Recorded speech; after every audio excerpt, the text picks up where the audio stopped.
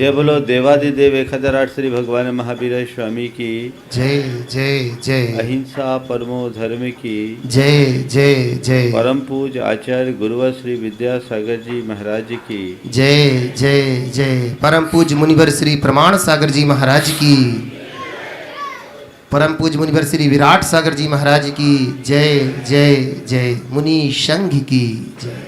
एक स्थान पर एक मंदिर का निर्माण कार्य चल रहा था। सैकड़ों मजदूर निर्माण की प्रक्रिया में जुटे थे। इसी मध्य किसी संत का उधर से गुजरना हुआ और उन्होंने पत्थर तोड़ते हुए एक मजदूर के पास जाकर के पूछा, भाई क्या कर रहे हो? भाई क्या कर रहे हो? उसने संत को बड़ी बेरुखी से देखा और कहा, दिखता नहीं? अंधे हो क्या? पत्थर तोड़ रहा। संत मुस्कुराकर आगे बढ़ गए। थोड़े आगे चले और वही काम करते हुए एक दूसरे मजदूर के पास पहुंचे।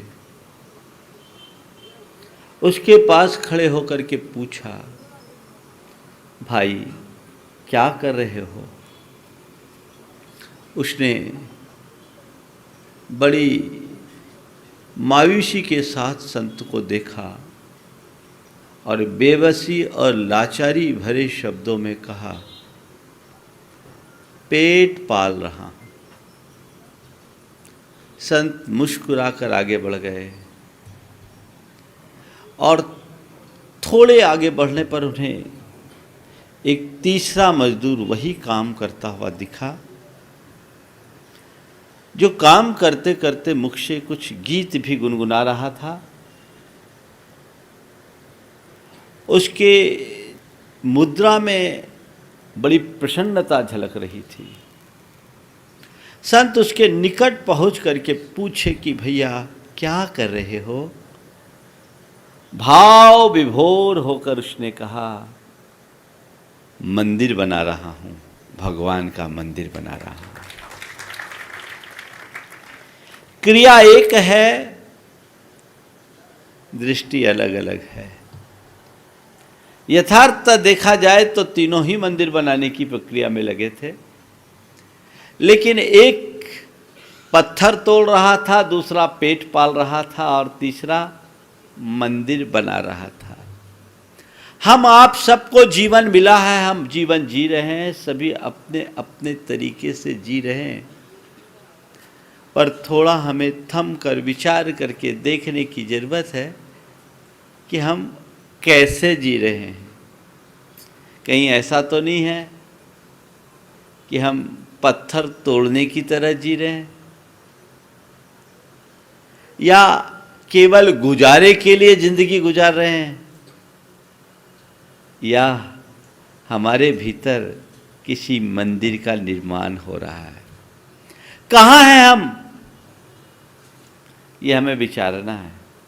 मैं मान के चल रहा हूँ सनावत के सब लोग तो मंदिर ही बना रहे हैं, है ना? यह प्रवचन आप लोगों के लिए नहीं है, और लोगों के लिए। बंधुओं, हर मनुष्य का जीवन उसकी सोच के ऊपर अवलंबित है। संसार में अनेक लोग होते हैं और सबकी अपने अपने तरीके की सोच होती है, सबके अपने अपने सोच के अनुरूप परिणाम भी निकलते हैं। मेरे देखे 4 प्रकार की सोच लोगों की है और आज मैं उसी सोच से अपनी बात की शुरुआत कर रहा हूं। आज की 4 बातें इसी 4 सोच में। सबसे पहले स्तर की सोच है जिसे हम कहते हैं भौतिक सोच। भौतिक सोच, दुनिया में भौतिक सोच से भरे लोगों की बहुलता है।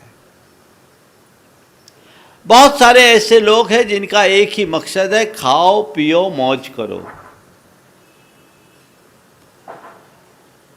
जब तक जियो सुख से जियो, कर्जा लो पर घी पियो। ये कंसेप्ट बहुत तेजी से बढ़ रहा है। उन्हें केवल अपने हितों से मतलब है, औरों से उन्हें कोई लेना देना नहीं। ऐसे लोगों का एक ही लक्ष्य है, वह है पदार्थ और पदार्थजन्य भोग। ऐसे लोग अपनी भोग वांछा की मृग तृष्णा में दौड़ दौड़ कर अपने जीवन को समाप्त कर डालते हैं। इनके अंदर की लालसा अंतहीन होती है, वे कभी सुखी नहीं हो सकते। भौतिक सोच के धनी समृद्ध हो सकते हैं, सुखी नहीं हो सकते। समृद्ध होना और सुखी होना दोनों अलग अलग बातें हैं। समृद्ध वो है जिसके पास धन संपत्ति और संसाधन है, और सुखी वो है जिसके अंतरंग में संतुष्टि है। भौतिक सोच मनुष्य को कभी सुखी होने ही नहीं देती, क्योंकि उसके पास सब कुछ होगा पर संतोष नहीं होगा। वो उसे भोगवादी बनाती है, और भोगवादी सोच उसकी प्रवृत्ति को आपाधापी से जोड़ देती है। अपने मन को टटोल कर देखना कि तुम्हारी सोच कैसी है। भौतिक है तो अभी बहुत नीचे के लेवल पर हो। दूसरे नंबर की सोच है व्यापारिक सोच। व्यापारिक सोच मतलब जोड़ घटाव में लगे रहना। कुछ लोग बड़े कैलकुलेटिव होते हैं, हर चीज में नफा नुकसान देखते हैं। ऐसे लोगों का जोड़ घटाव चलता रहता है। वे अर्थतः संपन्न हो सकते हैं पर परमार्थतः संतुष्ट नहीं हो सकते। अपनी सोच को टटोल करके देखिए, कहीं मैं पूरी तरह से व्यापारिक तो नहीं बन गया। हाँ, व्यापार चलाने के लिए व्यापारिक सोच उपयोगी हो सकती है भी, पर वही सोच यदि परिवार और समाज में आ जाए तो मामला गड़बड़ है। जीवन के हर क्षेत्र में व्यापारिक बन जाओगे तो जीवन को समुन्नत नहीं कर पाओगे। जब तक आप व्यापार में हो, जिनके साथ व्यापारिक डील है उनके साथ कैलकुलेशन करना ठीक समझ में आता है, लेकिन हर बात को नहीं। अपनी सोच को टटोल कर देखना है। मेरे संपर्क में एक व्यक्ति है धार्मिक। एक स्थान की बात है, वहां बोलियां हुई। 5 में से 4 बोली एक ही परिवार ने ले ली, और बोली भी आयोजकों के उम्मीद से ज्यादा लगी। कार्यक्रम संपन्न होने के बाद मैंने वहाँ के प्रमुख से कहा, भैया आज तो तुम्हारा काम तुम्हारी आशा से अच्छा हो गया। बोला महाराज हो तो गया, पर 5 साल बाद होगा। 5 साल बाद होगा? मैंने कहा क्या मतलब? बोला महाराज ये आदमी मूल कभी नहीं देता, ब्याज देता। आज इतनी रकम ब्याज पे चढ़ाएगा, 5 साल बाद जब पैसा आएगा तब देगा। हालांकि मैंने इसे भी सकारात्मकता से लिया कि कम से कम ब्याज को तो परमार्थ में लगा रहा है। लोग तो ब्याज को भी मूल में जोड़ करके बढ़ाते रहते हैं, लेकिन ये एक कैलकुलेटिव सोच है जो हर बात को जोड़ घटाव से देखते हैं। ध्यान रखना, घर परिवार जोड़ घटाव से नहीं चलता, व्यापार जोड़ घटाव से चलता है, और जीवन जोड़ घटाव से नहीं चलता। जीवन तो उसूलों से चलता है, भावनाओं से चलता है, जिसकी हमारी जिंदगी में सबसे ज़्यादा उपयोगिता और प्रासंगिकता है। ये दूसरे नंबर की सोच है। कैसी सोच है? जो आपको देखने की जरूरत है। व्यक्ति के सोच ही उसके जीवन स्तर को चढ़ाता गिराता है। मैं जब पढ़ता था तो जिनके यहाँ ट्यूशन पढ़ता था उनने अपने घर के बाहर शीशम के 3 पेड़ लगाए। पेड़ 7-8 फीट ऊंचे हो चुके थे। एक दिन उनने हम लोगों की सोच टटोलने के लिए पूछा, ये बताओ 20 साल बाद इन पेड़ों की क्या स्थिति होगी? मेरे साथ के बच्चों ने अलग अलग उत्तर दिया। सब ने कहा 20 साल बाद ये पेड़ लाख लाख रुपए के हो जाएंगे। कईयों ने बोला आपके घर में बहुत छाया होगी। एक ने कहा कि इतना बड़ा पेड़ हो जाएगा कि उसकी गंदगी नीचे बट पड़ेगी, पत्ते और फूल फल नीचे झड़ेंगे। मैं उस समय 7वीं क्लास में पढ़ता था। जब सब बोल लिए उनने मेरी तरफ देखा। मैंने कहा सर 20 साल बाद ये पेड़ पूरे इलाके की शान बढ़ेगा और अपनी छाया से सबको आनंद देगा और ऑक्सीजन देकर पूरे पर्यावरण को शुद्ध करेगा। एक दृष्टिकोण पेड़ के प्रति यह है और एक दृष्टिकोण है कि 20 साल में ये पेड़ इतना बड़ा होगा, इससे इतनी इमारती लकड़ी निकलेगी, इतना बड़ा लाभ होगा। दृष्टिकोण तो दोनों अपना अपना है। मेरे इस उत्तर से वो बड़े प्रसन्न हुए और उन्होंने कहा ऐसी सोच बहुत कम लोगों की होती है, ये सोच तुम्हें आगे बढ़ाएगी।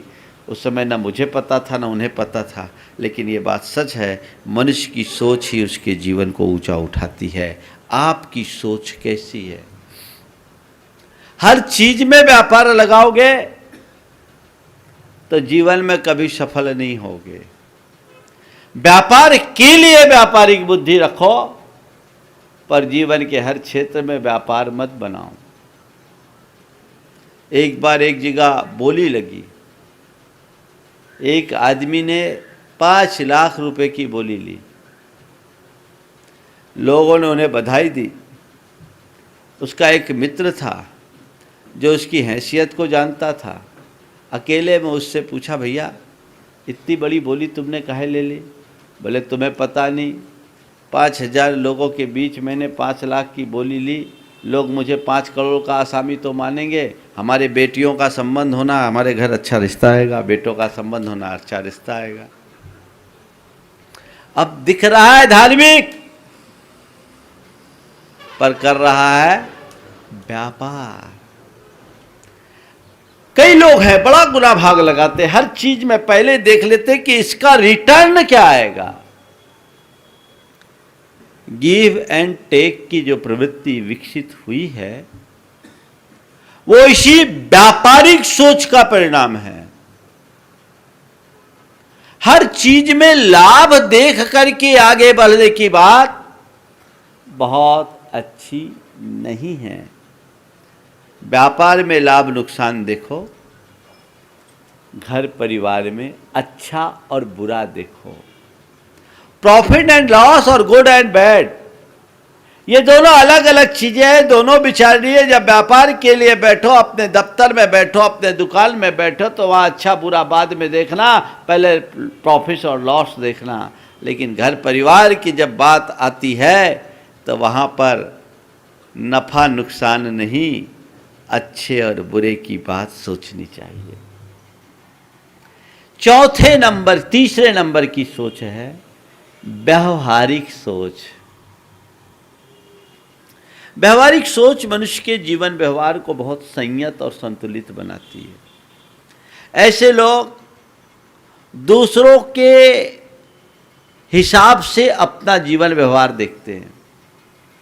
और आजकल व्यवहारिक सोच का एक उथला रूप ये आ गया कि कुछ भी काम करने के पहले आप ये देखते हैं कि लोग क्या कहेंगे।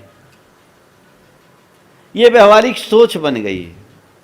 लोगों के हिसाब से लोगों का सोचना व्यवहारिक सोच है। लोगों के बीच में मेरी कैसी छवि है, इसे मेंटेन करके चलना व्यवहारिक सोच है।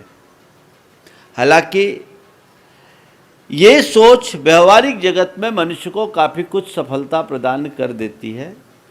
ऐसे लोग व्यवहार कुशल व्यक्तियों की श्रेणी में आते हैं, और यदि हम शुद्ध शब्दों में कहें तो ऐसे लोगों को ट्रैक्टफुल माना जाता है। मैं इसे सर्वथा गलत भी नहीं कहता, लेकिन संत कहते हैं लोगों के बीच में मेरी कैसी छवि है, ये सोच बड़ी उथली है। मेरी असली छवि कैसी है, ये सोच असली है। लोग मेरे विषय में क्या सोचते हैं, यह सोच व्यवहार है। और मैं असल में कैसा हूं, यह सोच अध्यात्म है। चौथे दर्जे की सोच है आध्यात्मिक सोच, जो हमारे जीवन की उन्नति का आधार है। व्यवहारिक स्तर पर आप अपने सोच को दिशा देने में सफल हो। आप घर से बाहर निकलते हो तो सबसे पहले ड्रेसिंग टेबल पर खड़े होते समय क्या देखते हो?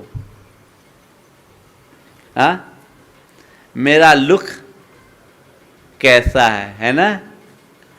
मैं कैसा दिख रहा हूं? देखिए, अच्छा पाऊं ये हर व्यक्ति सोचता है। अच्छा दिखूं ये भी व्यक्ति सोचता है। अच्छा करूं ये भी व्यक्ति सोचता है। एक सोच अच्छा पाने की है, एक सोच अच्छा दिखने की है, एक सोच अच्छा करने की है, और एक सोच अच्छा बनने की है। कौन सी सोच है तुम्हारी? अच्छा पाने के लिए तो सब तैयार है ना? अच्छे से अच्छा मिले, अच्छा से अच्छा पाऊं, अच्छा दिखूं, उसमें भी कोई कसर नहीं छोड़ते। घर से बाहर निकलने के पहले अपने बाल संवारते हो, अपने कपड़े ठीक करते हो, है ना? अच्छा दिखना चाहिए, मुझे कोई आपत्ति नहीं, आप खूब अच्छे दिखो, पर मैं इतना ही चाहता हूं जितने अच्छे बाहर से दिख रहे हो भीतर से भी दिखो। तुम लोगों की दशा कैसी मालूम? किसी व्यक्ति की फोटो तो खूब अच्छी हो और एक्सरे खराब हो तो क्या होगा? क्या हो? फोटो तो बढ़िया, एक्सरे, बोलो भाई, थोड़ा जोर से तो बोलो, क्या हो गया? सुन तो रहे हो? फोटो तो तुम लोग बहुत अच्छी दिख रही है ना? तो भैया, जितना तुम अपने फोटो को संवारने के लिए तत्पर होते हो, उतना ही अपने अंतस्करण को सुधारने का भी प्रयत्न करो। कदाचित फोटो खराब हो जाए, फोटो बिगड़ जाए, कोई चिंता मत करना, एक्सरे ठीक होना चाहिए, जिंदगी सफल हो जाएगी। जब आपको कहीं चोट लगती है, खून आ जाता है, पूरा हाथ पांव बिल्कुल टूटे फूटे से दिखते, रक्त रंजित होते हैं, और जब आप एक्सरे कराते हो या एमआरआई या सीटी स्कैन कराते हो तो कहते नहीं ठीक है, अंदर की कोई इंजरी नहीं है, ठीक है, कोई फ्रैक्चर नहीं है, चलो भाई 2-4 दिन में घाव ठीक हो जाएगा। करते हो कि नहीं करते हो? हाँ? और ऊपर से चोट बिल्कुल नहीं आई और अंदर फ्रैक्चर हो या कोई इनर इंजरी हो तो माथे पे बल पड़ने लगता, भैया क्या करे, है ना? तो भाई मैं यही तो आपसे कह रहा हूं, अंदर में मैं कैसा हूं मुझे ये देखना है। उस सुधार की प्रक्रिया को प्रारंभ करना है, और ये तभी संभव होगा जब मेरी सोच आध्यात्मिक बनेगी। आध्यात्मिक सोच के धनी बनिए। जिससे हम अपनी आध्यात्मिक उन्नति कर सके। आज से लक्ष्य बनाइए अच्छा बनने का, अच्छा बनने का। अच्छी सोच रखेंगे तो हम अच्छा बनेंगे। जीवन में अध्यात्म को प्रतिष्ठापित करने की कोशिश हमारी होनी चाहिए। जिस मनुष्य के जीवन में अध्यात्म जुड़ जाता है, जिसकी सोच आध्यात्मिक बन जाती है, उसके जीवन में चाहे जितने उतार चढ़ाव क्यों ना हो, ठहराव बना रहता है। और जिसकी सोच में आध्यात्मिकता नहीं होती, उसका जीवन तो उथल पुथल से जुड़ा रहता है, भरा रहता है। अपने अंदर के उस उथल पुथल को मिटाना चाहते हो तो अपनी सोच में अध्यात्म की प्रतिष्ठा रखो। आध्यात्मिक सोच का धनी होने का मतलब क्या है? आपने कभी समझा? मेरी सोच आध्यात्मिक है या नहीं, इसे कैसे जानेंगे?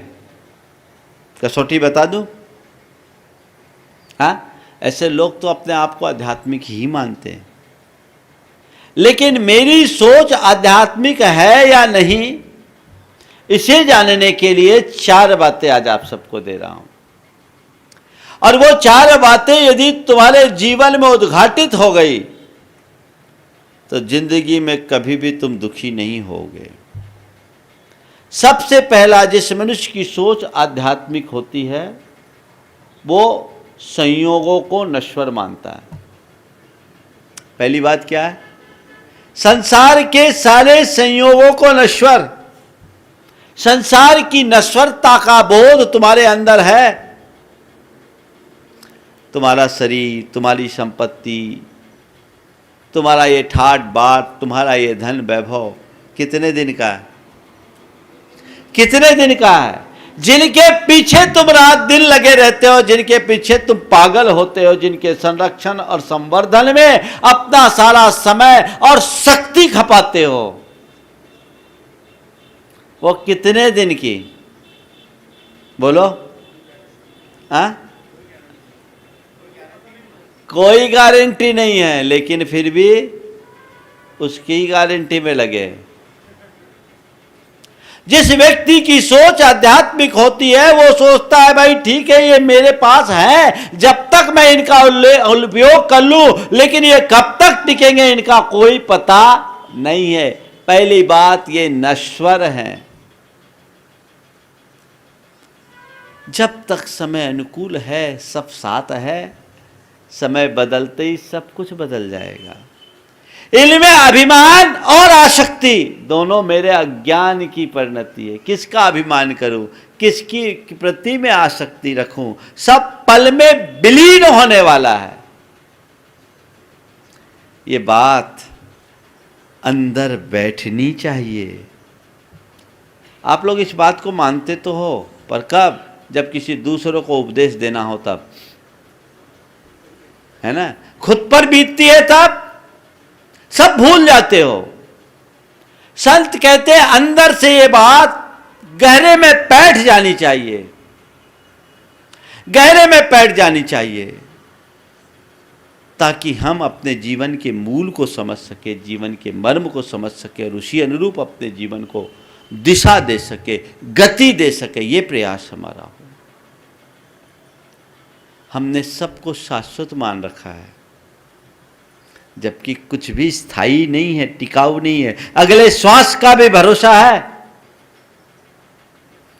कहते हैं सम्राट सिकंदर, जिसने 27 वर्ष की उम्र में विश्व विजय करने का रिकॉर्ड बनाया, वह जब भारत से यूनान की ओर लौट रहा था, उसकी शरीर की स्थिति अत्यंत गंभीर हो गई।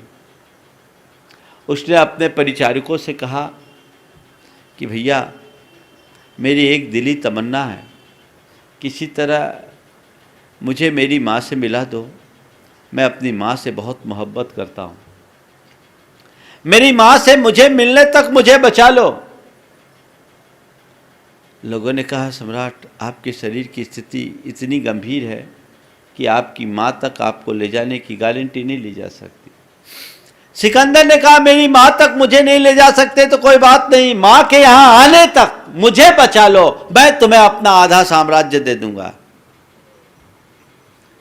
तब कहा गया कि सम्राट, आधा क्या, यदि पूरा साम्राज्य भी दे दो तो आपकी माँ के यहाँ आने तक आपको बचाने की गारंटी नहीं ली जा सकती। आधा क्या, पूरा साम्राज्य भी दे दो तो आपकी माँ के यहाँ आने तक आपको बचाने की गारंटी नहीं ली जा सकती। तब सिकंदर के मुख से निकला, अब मैं चाहूं भी तो रुक सकता नहीं भाई, कारण मंजिल ही खुद डिग बढ़ती आती है। मैं जितना पांव बढ़ाने की कोशिश करता उतनी ही माटी और धसकती जाती है। मेरे अधरों में घुला हलाहल है काला, नैनों में नंगी मौत खड़ी मुस्काती है राम नाम ही सत्य, असत्य सब और कुछ, बस यही ध्वनि कानों से आ टकराती है।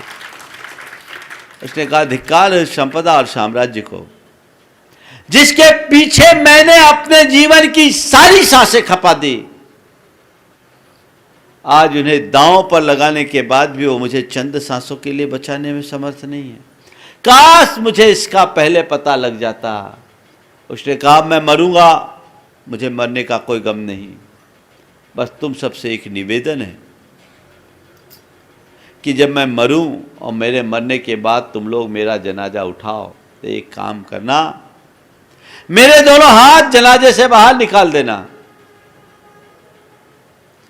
बोले, जनाजे से हाथ का बाहर निकालना तो कायदे के विरुद्ध होगा। बोले, हाँ, सिकंदर का जनाजा कायदे के विरुद्ध उठेगा, ताकि दुनिया के लोग ये जान सके कि सारे कायदे कानून का उल्लंघन करके विश्व विजेता बनने वाला सिकंदर भी इस दुनिया से खाली हाथ जा रहा है। इस दुनिया से खाली हाथ जा रहा है। उसे तो समझ में आ गया था, है राम नाम ही सत्य, सत सब और कुछ। तुम्हें कब समझ में आएगा? आजकल लोग राम नाम सत्य है मुर्दों को सुनाते हैं, जीते जी कोई नहीं समझना चाहता। काश हम इस बात को समझने की कोशिश करें, इससे हमारे अंदर एक आध्यात्मिक विकास होगा, आसक्ति घटेगी, अभिमान घटेगा। जीवन की नश्वरता को समझने का मतलब जीवन से हताश नहीं होना, अपितु अपने जीवन के प्रति जागरूक बन करके जीवन की को जितना अच्छा हो सके सुंदर बनाने का प्रयत्न करना।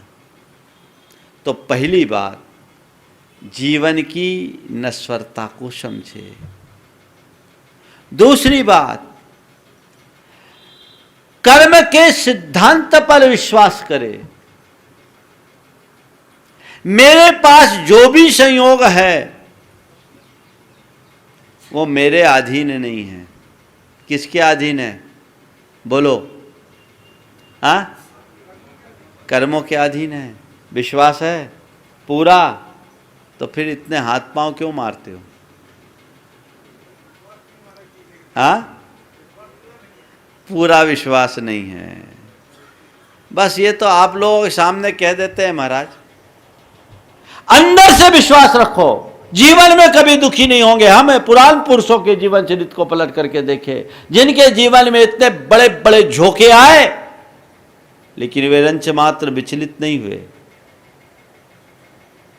अंजना के चरित्र को याद करो। पति के घर से ठुकराई जाने के बाद पिता का दरवाजा भी जब बंद हो गया तो कहाँ गई? जंगल की ओर चले गई। ले जा रहा है कर्म, जहां ले जाता है वहीं चलूंगी, कोई दिक्कत नहीं, मेरे कर्म का उदय है, मैं किनको दोषी ठहराऊं? अब जो खेल खिला रहा है कर्म, मुझे खेलना है, खेल लेंगे। आखिर बिगाड़ क्या होगा? कुछ भी नहीं होगा। और उस अंजना ने, जिसके पेट में हनुमान जैसे तद्भव मोक्षगामी कामदेव है, ऐसे महान पुण्यशाली आत्मा है, लेकिन उसके जीवन में भी ऐसी विपत्ति। जिस दिन अंजना गर्भवती हुई उसी दिन से उसके ऊपर विपत्ति आई, लेकिन वो विचलित नहीं हुई। किसके बदौलत? अपने आध्यात्मिक सोच के बदौलत। अगर अंजना की सोच आध्यात्मिक नहीं होती तो डिप्रेशन की शिकार हो गई होती, आत्महत्या कर ली होती, कहीं जाकर के कुएं में खाई में कूद गई होती। और आज की अंजना होती तो डाइवोर्स का पेपर तैयार कर ली होती।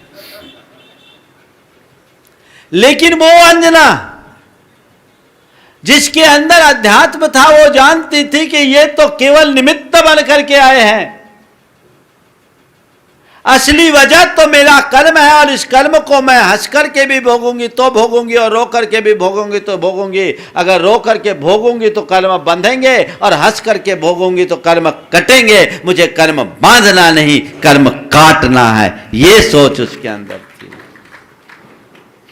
तुम अपने जीवन में जब कोई ऐसे दुख प्रसंग घटते हैं तो क्या सोचते हो? औरों को कोसते हो, परिस्थितियां का रोना रोते हो, मन्नत मानना शुरू करते हो, इधर उधर सिर पटकना शुरू करते हो, या अंदर से टूट करके डिप्रेशन के शिकार बन जाते हो। क्या होते हो? बोलो। हाँ, सब दाएं बाएं। यदि उस घड़ी तुम्हें तुम्हारे कर्म पर विश्वास हो जाए तो तुम अपने जीवन में आमूल-चूल बदलाव ला सकते हो। अभी रतलाम में एक युवक मेरे पास आया, महाराष्ट्र का युवक था। उसने कहा, महाराज जी, मैं अपने जीवन से हार चुका था, मैं अपने जीवन में हार चुका था और कुछ कर्जदार हो गया था। मैंने सुसाइड करने का मन बना लिया था, पर मेरे एक मित्र ने मुझे आपकी एक क्लिप भेजी और उसमें आपका एक प्रवचन था, प्रतिकूल परिस्थितियों में हम स्थिरता कैसे रखें। महाराज, आपका एक वाक्य मेरे लिए संबल बन गया। आपने उस प्रवचन में कहा था कि कर्म की सत्ता से बड़ी धर्म की सत्ता होती है। मेरा वाक्य था उसमें। रात लंबी होती है, हो सकती है, पर शाश्वत नहीं होती। महाराज, आपके इन वाक्यों से मुझे बड़ा संबल मिला और मुझे लगा कि ये कर्म का खेल है, आत्मा का तो कुछ बिगाड़ सुधार होना नहीं है, थोड़ा मुझे धैर्य रखना चाहिए। और मैंने उसी समय अपना विचार बदल दिया। महाराज जी, विचार बदलते ही मेरे भीतर एक अलग प्रकार की ताकत सी आ गई। पहले मांगने वालों से मैं मुंह छिपाता था, जब यह स्थिति आई तो मैंने खुद से सबको बुलाया और अपनी स्थिति स्पष्ट करते हुए कहा कि भाई, मेरी नीयत साफ है, पर मैं गलत नीति का शिकार बन गया, ओवर एस्टिमेट काम कर लिया, इसलिए आज मेरे ऊपर इतना बड़ा भार बढ़ गया है। जैसे जैसे मेरे पास पैसा आएगा आप सबका पाई पाई चुकाऊंगा, लेकिन अभी मेरे पास देने के लिए कुछ नहीं है। पर मैं आप सबसे कहता हूं, मैं आप सबका पैसा दूंगा दूंगा और दूंगा। आप तब तक मुझे थोड़ा समय दें। व्यक्ति तो अच्छा था, उसके व्यक्तित्व से सब लोग परिचित थे, लोगों को भी लगा आदमी गलत नहीं है, लेकिन कभी कभी अच्छे आदमी भी गलत निर्णय के शिकार बन जाते हैं, परिणाम ऐसा आता है। और उसने अपना धर्म ध्यान बढ़ाया, समय को पलटने की कोशिश की और आकर के रतलाम में कहा, महाराज जी, 2 साल में मेरी दुनिया बदल गई। जिस समय मैं इस बात के लिए, आत्महत्या के लिए लग रहा था, उस समय मेरे पास 12 गाड़ियाँ थी और 5 करोड़ का कर्ज था। 12 गाड़ियाँ थी, 5 करोड़ का कर्ज था। लेकिन आज जिस दिन मेरी सोच बदली, आज महाराज जी मेरे पास 40 गाड़ी हो गई और 1.5 करोड़ का मात्र कर्ज बचा है। कैसे हुआ? बोला, महाराज जी, पुण्योदय आया, एक बड़ी कंपनी में मुझे लिफ्टिंग का काम मिल गया, ट्रांसपोर्टेशन का, एक हिंडाल्को में ट्रांसपोर्टेशन का काम मुझे मिला और मैंने वहाँ काम करना शुरू कर दिया। मेरी स्थिति सुधर गई और मुझे कर्म सिद्धांत पर विश्वास हो गया पक्का कि कर्म कैसे खेल खिलाता है, कैसे चढ़ाता है, कैसे गिराता है। इसी बोध ने मुझे स्थिरता दे दी। आपके जीवन में भी कभी कोई दुख प्रसंग घटे तो उस घड़ी कर्म सिद्धांत पर विश्वास करना शुरू करो। उससे तुम्हारे अंदर धैर्य आएगा, संबल आएगा, साहस आएगा, शक्ति आएगी और तुम अपने जीवन की उस दुविधा को दूर करने में समर्थ हो सकोगे। और कोई दूसरा रास्ता नहीं है। कोई भी दुप्रसंग, चाहे व्यापार व्यवसाय के हो, चाहे शरीर के स्वास्थ्य के हो, चाहे रिश्ते नातों के हो, चाहे अपने जीवन व्यवहार का और भी कोई प्रसंग हो, सामने वाले को कोसने की जगह कर्म सिद्धांत पर भरोसा रखना शुरू करो। ये सोच तुम्हें आध्यात्मिक बनाएगी और ऐसी दृष्टि से संपन्न व्यक्ति जीवन में कभी दुखी नहीं होगा।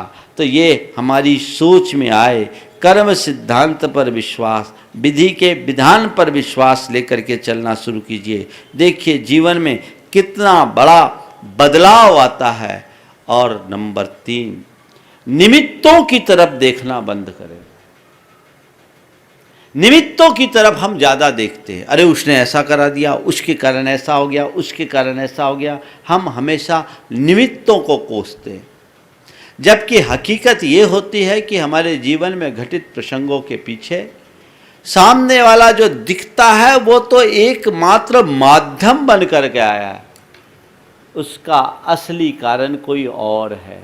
वो संयोग है, वो कर्म संयोग भी हो सकता है, अन्य संयोग भी हो सकता है। हमें मूल की तरफ दृष्टि दौड़ाना चाहिए, निमित्त की तरफ नहीं। लेकिन हमारी दृष्टि बार बार निमित्तों की तरफ भागती है, और निमित्तों की तरफ भागती है तो हम निमित्तों पर आरोप जड़ते हैं। हमारी भाषा हमेशा आरोप की बन जाती है। उसने ऐसा कर दिया, उसने वैसा कर दिया, उसने ये नहीं किया, उसने वो नहीं किया, ये उसकी वजह से हो गया, ये उसकी वजह से हो गया। ये दृष्टिकोण जब तक तुम्हारे अंदर भरे रहेगा तब तक तुम सुखी नहीं हो सकोगे। देखिए 2 दृष्टि होती है, एक कुत्ते जैसी, एक शेर जैसी।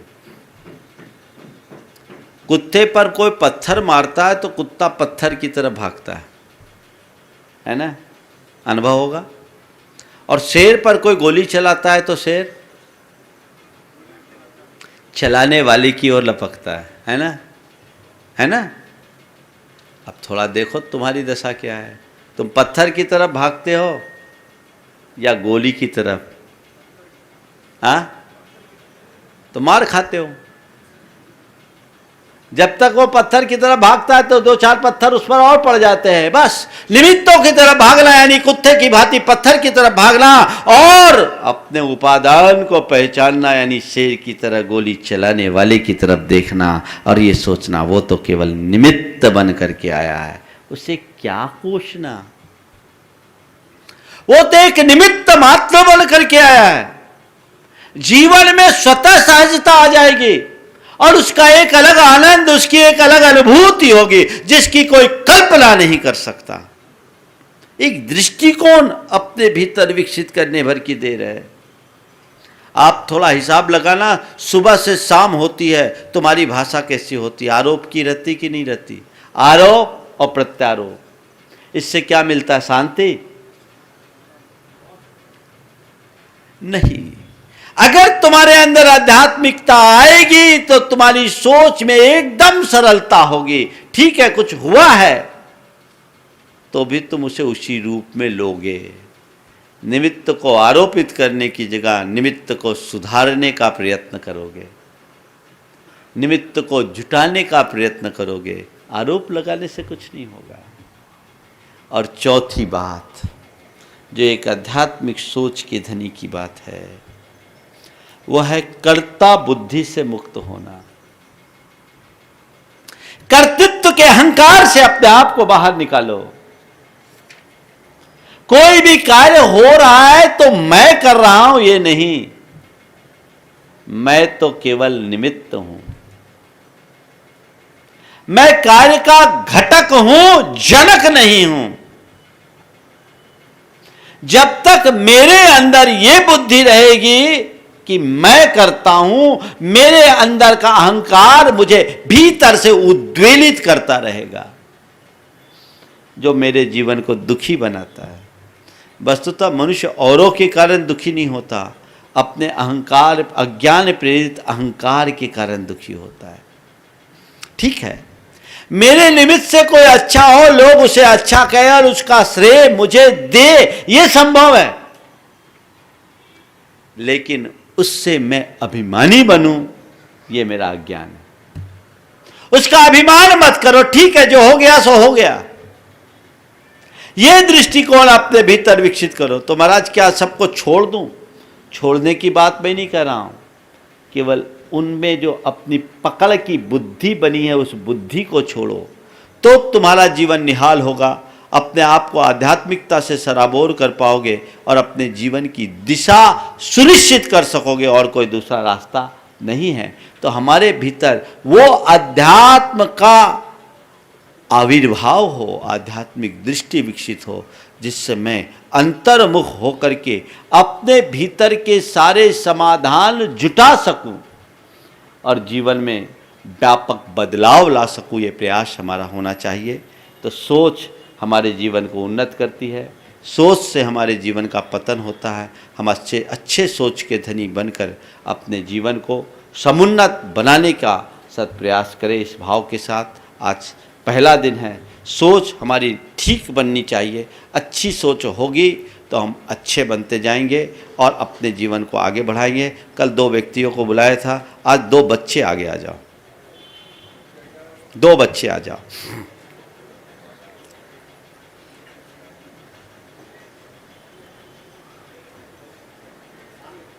यहाँ सामने आओ, एक दूसरे के सामने खड़े हो। हाँ, कैमरे के पास आ जाओ।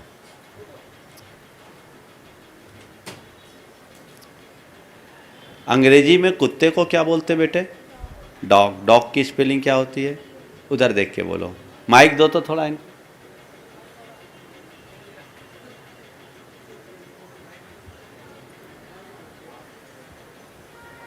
हाँ हाँ, DOG डॉग। DOG डॉग है ना बेटा। DOG डॉग को पलट देते तो क्या होता है? गॉड। पलटो क्या होगा बोलो? गॉड। गॉड की स्पेलिंग क्या है? GOD God. समझ में आई बात आपको? DOG डॉग को पलट दें तो GOD गॉड बन जाता है, और GOD गॉड को पलट दे तो DOG डॉग हो जाएगा। बस सीधी बात है, सीधी सोच रखोगे तो GOD गॉड बनोगे, और उल्टी सोच रखोगे तो DOG डॉग बनोगे। ये आज के प्रवचन का पूरा सार है। अपनी सोच को सीधी सोच रखो, सीधी सोच बनाओ जो हमारी ज़िंदगी को सीधी बना सके और हम अपने जीवन को बेहतर बनाने में समर्थ हो सके। मंगल भावना के साथ मैं विराम लूँगा। अभी आगे के कार्यक्रम की जो औपचारिक पात्रों की औपचारिक चयन की व्यवस्था होनी है, तब तक आप सब लोग रुकेंगे। इस बीच मंगल भावना। मंगल मंगल होए जगत में सब मंगलमय होए। मंगल मंगल होए जगत में सब मंगलमय हो। इस धरती के हर प्राणी का मन मंगलमय हो। इस धरती के हर प्राणी का मन मंगलमय हो। कहीं क्लेश का लेस रहे ना दुख कहीं भी हो। कहीं क्लेश का लेस रहे ना दुख कहीं ना हो। मन में चिंता भय न सतावे रोग शोक नहीं हो। मन में चिंता भय न सतावे रोग शोक नहीं हो। नहीं बैर अभिमान हो मन में क्षोभ कभी नहीं हो। नहीं बैर अभिमान हो मन में क्षोभ कभी नहीं हो। मैत्री प्रेम का भाव रहे नित मन मंगलमय हो। मैत्री प्रेम का भाव रहे नित मन मंगलमय हो। मंगल मंगल होए जगत में सब मंगलमय हो। मंगल मंगल होए जगत में सब मंगलमय हो। इस धरती के हर प्राणी का मन मंगलमय हो। इस धरती के हर प्राणी का मन मंगलमय हो। मन का सब संताप मिटे अरु अंतर उज्ज्वल हो। मन का सब संताप मिटे और अंतर उज्ज्वल हो। राग देश और मोह मिट जाए आत्म निर्मल हो। राग देश और मोह मिट जाए आत्म निर्मल हो। प्रभु का मंगल गान करे सब पापों का क्षय हो। प्रभु का मंगल गान करें सब पापों का क्षय हो। इस जग के हर प्राणी का हर दिन मंगलमय हो। इस जग के हर प्राणी का हर दिन मंगलमय हो। मंगल मंगल होए जगत में सब मंगलमय हो। मंगल मंगल होए जगत में सब मंगलमय हो। इस धरती के हर प्राणी का मन मंगलमय हो। इस धरती के हर प्राणी का मन मंगलमय हो। गुरु हो मंगल प्रभु हो मंगल धर्म सुमंगल हो। गुरु हो मंगल प्रभु हो मंगल धर्म सुमंगल हो। मात पिता का जीवन मंगल परिजन मंगल हो। मात पिता का जीवन मंगल परिजन मंगल हो। जन का मंगल गण का मंगल मन का मंगल हो। जन का मंगल गण का मंगल मन का मंगल हो। राजा प्रजा सभी का मंगल धरा धर्ममय हो। राजा प्रजा सभी का मंगल धरा धर्ममय हो। मंगल मंगल होए जगत में सब मंगलमय हो। मंगल मंगल हो ये जगत में सब मंगलमय हो। इस धरती के हर प्राणी का मन मंगलमय हो। इस धरती के हर प्राणी का मन मंगलमय हो। मंगलमय हो प्रात हमारा रात सुमंगल हो। मंगलमय हो प्रात हमारा रात सुमंगल हो। जीवन के हर क्षण हर पल की बात सुमंगल हो। जीवन की हर पल हर क्षण की बात सुमंगल हो। घर घर में मंगल छा जावे जन जन मंगल हो। घर घर में मंगल छा जावे जब जन मंगल हो। इस धरती का कण कण पावन ओ मंगलमय हो। इस धरती का कण कण पावन और मंगलमय हो। मंगल मंगल होए जगत में सब मंगलमय हो। सब जन इस धरती के हर प्राणी का मन मंगलमय हो। इस धरती के हर प्राणी का मन मंगलमय हो। सब जग में मंगल बढ़े सब जन में मंगल बढ़े। टले अमंगल भाव तले अमंगल भाव। है प्रमाण की भावना है प्रमाण की भावना। सब में हो सद्भाव। सद में हो सद्भाव। जय बोलो परम पूज्य आचार्य गुरु श्री विद्यासागर जी महाराज। जय।